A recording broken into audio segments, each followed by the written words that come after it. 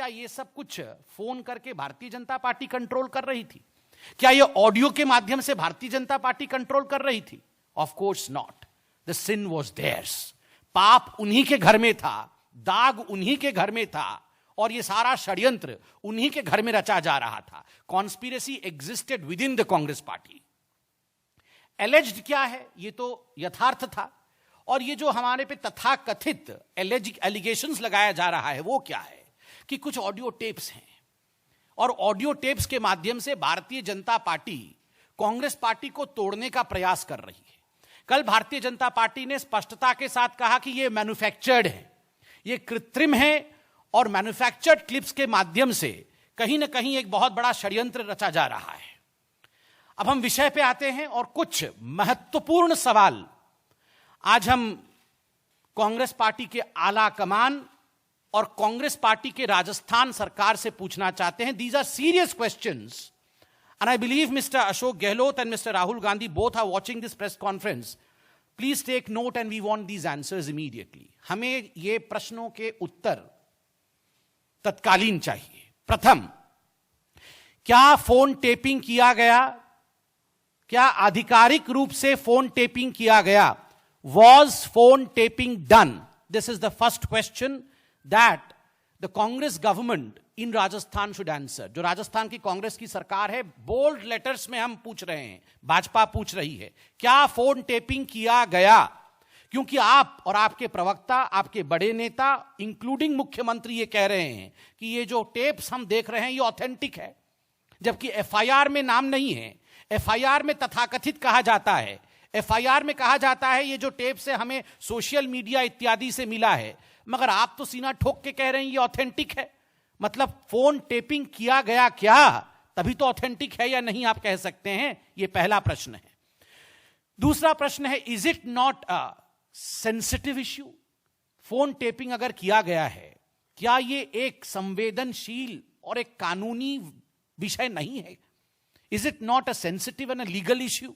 इसका जवाब कौन देगा? Third, assuming that you have taped phones, the question is, प्रश्न है कि was the standard operating procedure followed? जो फोन टेपिंग होता है उसके लिए एक स्टैंडर्ड ऑपरेटिंग प्रोसीजर होता है. वो प्रोसीजर मैं लेके आया हूं, ये प्रोसीजर से आपको अवगत भी कराऊंगा. क्या ये स्टैंडर्ड ऑपरेटिंग प्रोसीजर, इसको कांग्रेस की सरकार ने फॉलो किया? ये केवल भारतीय जनता पार्टी नहीं, ये भारत की जनता जानना चाहती है कि उनकी प्राइवेसी खतरे में है क्या? ये राजस्थान की जनता जानना चाहती है कि उनकी प्राइवेसी खतरे में है क्या? क्या the standard operating procedure way followed? देखिए, संवैधानिक प्रक्रिया का पूरा करना अनिवार्य होता है. ऐसे में प्रश्न है भारतीय जनता पार्टी का कि संवैधानिक प्रक्रिया को पूरी की गई कि नहीं.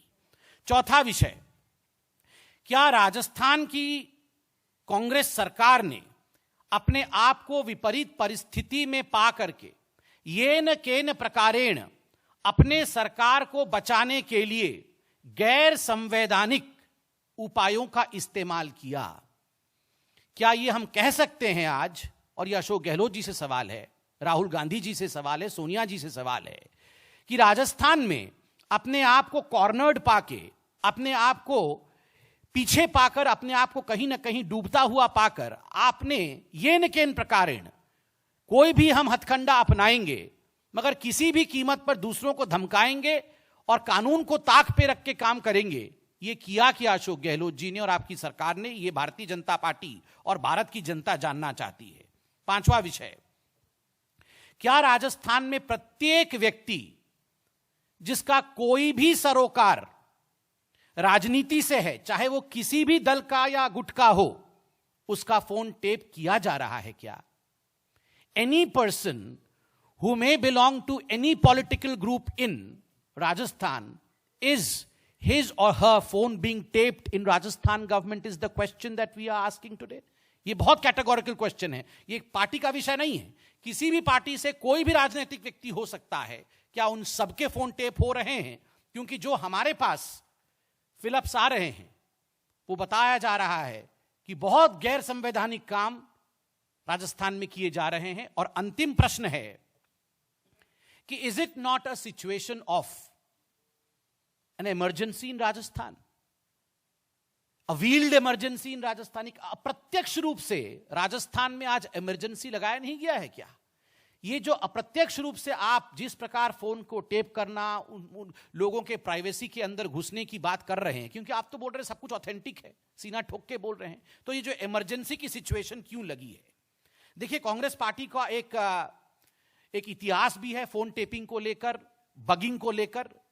ये तो विधायक और सांसद तो छोड़िए, उनके मंत्रियों के बीच में पी चिदंबरम और पूर्व राष्ट्रपति माननीय प्रणब मुखर्जी जी के बीच में किस प्रकार का एक युद्ध चला था बगिंग को लेकर, यह आपने देखा था।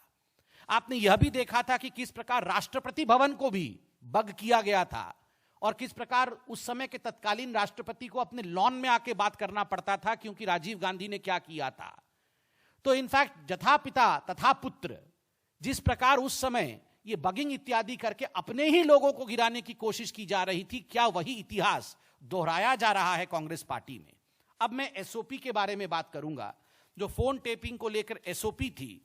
ये जो डॉक्यूमेंट मैं दिखा रहा हूं, ये 2019 नवंबर में गृह मंत्रालय द्वारा भारत के पार्लियामेंट में, भारत के संसद के पटल पर एक प्रश्न के उत्तर में रखा गया था कि एसओपी क्या है। मैं कोट करता हूं, government didn't give blanket permission to any agency for the interception और मॉनिटरिंग और decryption, and permission for competent authority is required as per the due process of law and rules in each case. 10 central agencies can intercept telephone communications, provided they have the Union Home Secretary's prior permission to do so. Section 69 of the Information Technology Act, the IT Act 2000, empowers the central government or a state government to intercept, monitor or decrypt informations generated, transmitted, received or stored in any computer resource in interest of the sovereignty or integrity of India. This phone taping can be done only by authorized agencies as per due process of law and subject to approved safeguards and standard operating procedures. Each case is also reviewed by a committee chaired by the cabinet secretary in case of central government and chief secretary of state concerned in case of a state government.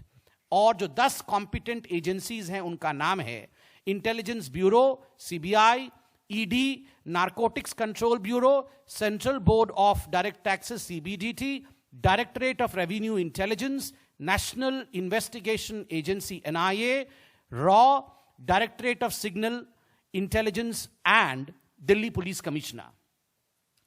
हमारा सवाल है कि क्या ये SOP Rajasthan की कांग्रेस सरकार ने follow किया? बिकॉज ये नॉर्म्स लेड किया है इंडियन पार्लियामेंट ने, इसको बनाया इंडियन पार्लियामेंट ने है, हमारे लॉ मेकर्स ने है।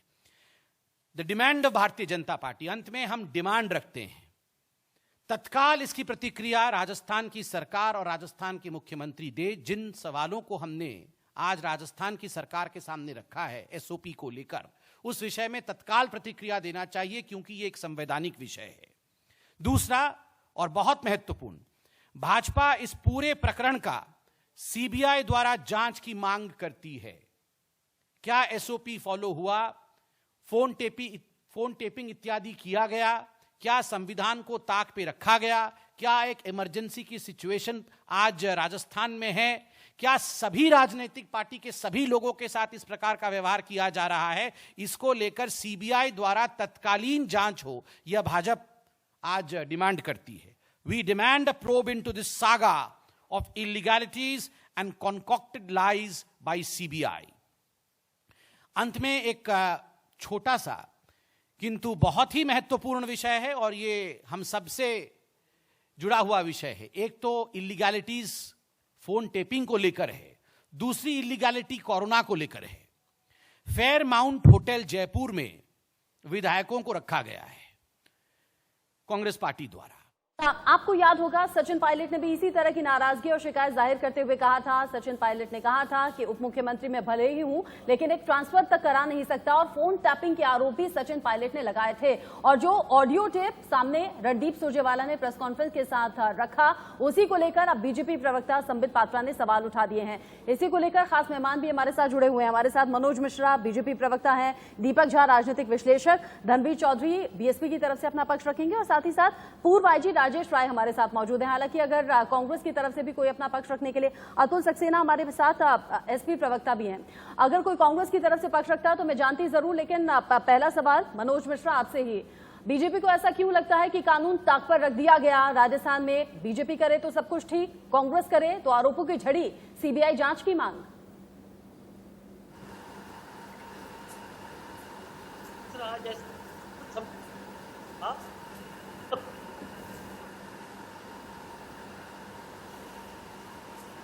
आवाज आपकी मनोज जी नहीं आ पा रही है, तकनीकी थोड़ी खामी है यहाँ पर, उसको दुरुस्त हमें यहाँ पर करना होगा। हमारे साथ बाकी खास मेहमान भी जुड़े हुए हैं। समझना दीपक झा से हम चाहते, राजनीतिक विश्लेषक हमारे साथ जुड़ेंगे तो उनसे हम समझेंगे, लेकिन इसी बीच अतुल सक्सेना जी, क्या हो रहा है राजस्थान में, जरा समझने की और समझाने की कोशिश कैसे हम अपने दर्शकों को यहाँ पर कर दे कि जो बात यहाँ पर शुरू हुई उसके बाद कहाँ तक फोन टैपिंग के बाद पूरा का पूरा स्टैंडिंग ऑपरेटिंग प्रोसीजर है वो समझाया जा रहा है एक बीजेपी प्रवक्ता की ओर से।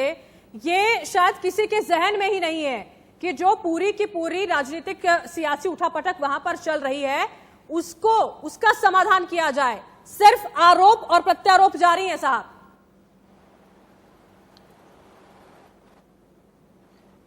देखिए रचना जी, मैं आपको बताना चाहता हूं कि ये बीजेपी की आदत बन गई है। आपने अभी मध्य प्रदेश में देखा था किस तरीके से उठापटक हुई थी और सरकार बनी थी। लोग कोरोना से जूझ रहे थे और भाजपा सरकार बनाने में व्यस्त थी, तोड़ फोड़ करने में व्यस्त थी। सिमिलरली ये पुनरावृत्ति राजस्थान में करी जा रही थी। संबित पात्रा जी को आज standard of procedure phone tapping का ध्यान आ रहा है। संबित पात्रा जी से मैं पूछना चाहता हूं, जब आपकी सरकारें ये करती हैं, तोड़ फोड़ करती हैं, उस समय आपको संविधान ध्यान नहीं आता है? स्टैंडर्ड ऑफ प्रोसीजर तोड़ फोड़ का ध्यान नहीं आता है? Standard of procedure phone tapping का ध्यान नहीं आता है? अरे स्टैंडर्ड ऑफ प्रोसीजर अभी आपने हाल ही में देखा था, आपने संविधान की धज्जियां उड़ा दी, कैसे आपने एनकाउंटर्स कराए वो आपने देखा है। जब आप तोड़ फोड़, जब आपकी बात नहीं बन पाई तो आप इस तरीके से प्रेस कॉन्फ्रेंस करने लगे और जनता को फिर से गुमराह करने लगे। अरे आप क्यों कहते हैं कि ये 5 चीजें हम सोनिया गांधी से जानना चाहते हैं या जो है राहुल जी से जानना चाहते हैं? आप कहिए ना कि आपकी सरकारों में जिन जिन लोगों द्वारा ये कार्य करे गए हैं, फोन टेपिंग जो पूर्व में करी गई है या करी जा रही है, बीजेपी की ओर से देखिए ना अतुल जी, बीजेपी ने तो स्पष्ट कर दिया है, जिनके नाम भी आए कि हम तो यहाँ पर जांच के लिए भी तैयार हैं, लेकिन अपनी ओर से जो सीबीआई जांच की मांग उनकी ओर से की जा रही है, सवाल उस बात को लेकर भी अब उठ रहे हैं। मनोज जी, हमारी आवाज क्या आप तक पहुंच पा रही है? आपकी आवाज पहुंच रही है। हाँ मनोज जी, अब आप ये जो तमाम बातें हैं जरा थोड़ा समझाइए हमें, इतनी बौखलाहट आखिर क्यों है, ये सब हो क्या रहा है? देखिए, कांग्रेस के लोग अपने घर को ठीक रख नहीं पा रहे। हाँ। वो चाहे मध्य प्रदेश हो, चाहे राजस्थान हो या बंबई हो, महाराष्ट्र हो, कोई भी प्रदेश हो, कांग्रेस में युवा नेतृत्व के साथ अन्याय हो रहा है, पहली चीज। दूसरी चीज, भाजपा ये मानती है इनका आंतरिक मामला है। तो सबसे बड़ी बात यह है कि सबसे पहले इन्हें सिंधिया जी को अपने बस में करना चाहिए था, पायलट जी को अपने बस में करना चाहिए था, मिलिंद देवड़ा को अपने बस में करना चाहिए था, जतिन प्रसाद को अपने बस में करना चाहिए था। नहीं मनोज जी, आप कह रहे हैं कांग्रेस का आंतरिक मामला है, तो बीजेपी का इतना दखल क्यों है? बीजेपी का दखल नहीं, बीजेपी के फोन टैपिंग कराई गई उनके विधायकों की, इसलिए आप बीजेपी फोन का टैपिंग दखल पर है। सवाल उठा रहे हैं, आपने सुना ऑडियो में क्या है? उन आरोपों पर भी तो कुछ बोलिए। अगर एक उंगली उठा रहे हैं कांग्रेस की तरफ तो 3 अपनी तरफ भी उठती हैं। देखिए रचना जी, आप ये सोचिए कि कांग्रेस का इतिहास रहा है। संबित जी ने अभी बताया था कि राष्ट्रपति तक को लॉन्च के बाद करनी पड़ती थी। क्या ये सामान्य बात है या किस देश के इतिहास में एक बार भी ऐसा इससे पहले कभी हुआ है?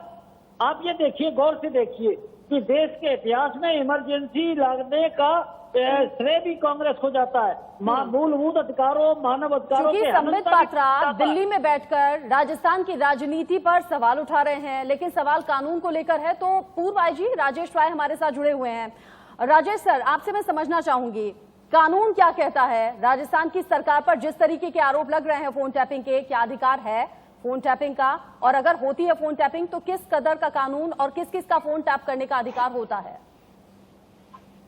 देखिए, प्रायः जब इस तरह के कोई मामले होते हैं जिसमें कि कोई आपराधिक गतिविधि हो और जिसमें 2 व्यक्ति या 4 व्यक्ति या 10 व्यक्ति किसी आपराधिक गतिविधि में संलिप्त होने की संभावना हो, तो उस अपराध को खोलने के लिए, उसको वर्कआउट करने के लिए जब ऐसी जरूरत पड़ती है तो उसमें जो पुलिस अधिकारी हैं वो आईजी स्तर के अधिकारी को पत्र लिखते हैं, जो एसपी हैं वहां पर हैं, और वो उसमें उसके बाद फिर वो शासन से उसकी परमिशन मिलती है और परमिशन मिलने के बाद तभी वो फोन टैपिंग कर सकते हैं उस अपराधी की।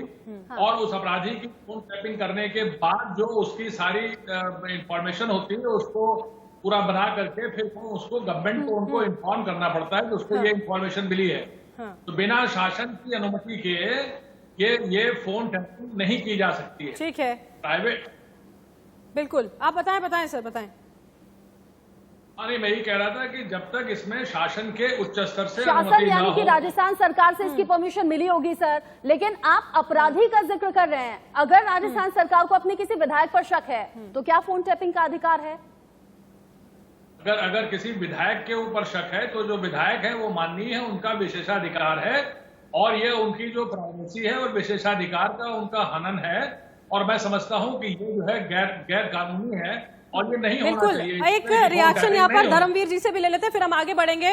राजेश जी, बहुत बहुत शुक्रिया आपका, आप ये जो जानकारी दे रहे हैं, हमारे साथ बने रहिएगा। धर्मवीर जी, यहाँ पर राजेश जी ने बताया कि कोई अगर आपराधिक गतिविधि होती है तो उसके मद्देनजर यहाँ पर फोन टैपिंग की जो पूरी प्रक्रिया होती है वो की जाती है। तो मतलब ये जो राजनीतिक गतिविधियां चल रही हैं उनको आपराधिक मान लिया गया है क्या यहाँ पर राजस्थान में, और इसी वजह से ये सब हो रहा है?